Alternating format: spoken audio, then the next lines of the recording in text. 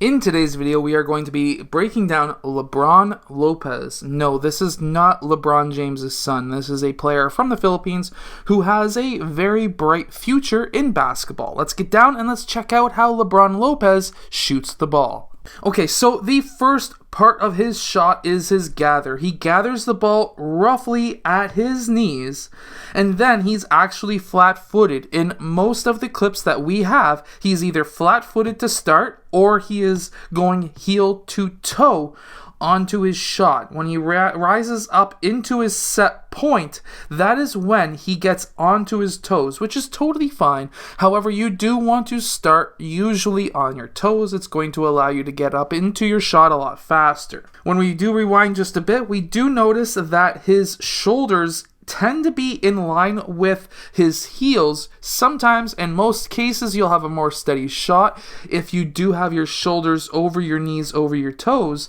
However, for Lebron Lopez, it does seem to be over his heels, which is not a terrible thing. However, it is something that is noteworthy. If he wanted to have a faster shot, he may want to just lean a bit more forward, just slightly. However, I'm not saying that he has a bad shot. I'm just saying a few things that if he ever finds himself needing more power, these are things that he could do. When he goes up into his shot, some of the things that we do notice is that he doesn't necessarily move his elbow all that much. When he goes from gather up into set point, he doesn't start bending his elbow until halfway through his shot. Now, is that something that will create inconsistencies? It is. There is a potential behind that. However, we don't tend to see that with his shooting percentage. Now, his set point is roughly on the right side or middle of his forehead. And then what we want to look at is also where that ball is.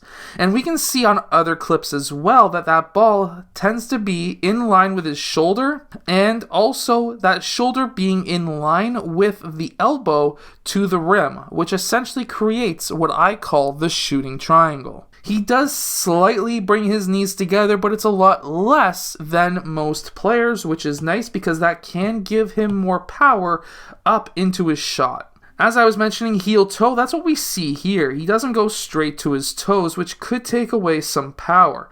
When he rises up into his shot, we can see that it is on the right side of his forehead, which will allow that ball to be in line with his shoulder, which essentially creates that shooting triangle I was mentioning.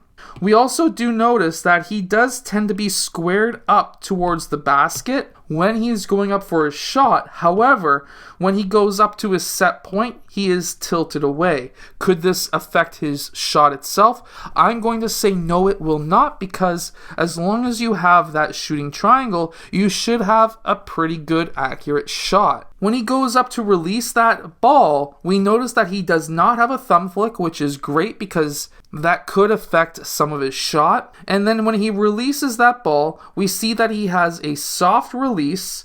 He also has the elbow above his forehead, which is going to give him arc on this shot. Now, you would expect there to be a lot of arc on this shot because he is finishing with his elbow above his forehead and a soft release, which promotes a lot of arc onto his shot. And we do see that when he shoots the ball. Something that a soft release also does is it cuts back on the backwards rotation.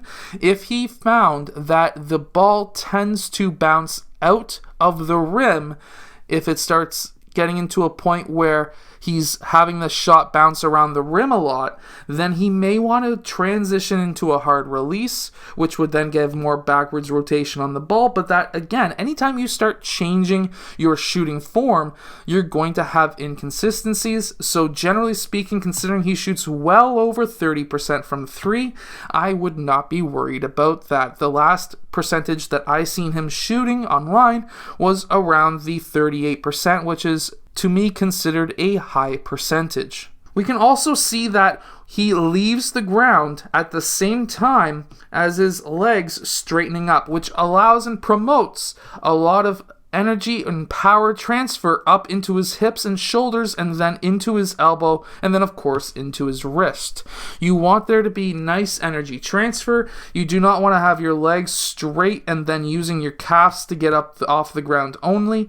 You want to have both your calves pushing up at first, and then your thighs taking over, and then at that point you're going to have your hips, shoulder, elbow, wrist taking over one after another. You want to have a nice smooth transfer of energy. I just really like that transfer from the gather up into his set point. It's very, very quick. There is not a lot of movement. All he is moving is his shoulder and then his elbow at the last second, and then he goes up for his shot. And this is what I mean by the tilt afterwards. He does tend to tilt towards the left side, which tells me that that ball must be coming off of either that middle finger because he twists afterwards, or the right side of his hand. However, because he is shooting at such a high percentage, I can confidently say that that twist afterwards is not affecting him at all, and it is, as we can see in 3 clips, the ball coming off his middle finger. Now, if you're obsessed with basketball as I am, these are some of the players that I would be personally looking at. Lebron Lopez, Richie Rivero, as well as Kai Soto. These are great players from the Philippines where I think that they have a potential to possibly get into the NBA someday, Kai Soto being this year in the NBA draft. Anyways, I hope that you've enjoyed today's video. If you have, hit that like button and subscribe, and I'll see you guys again next time.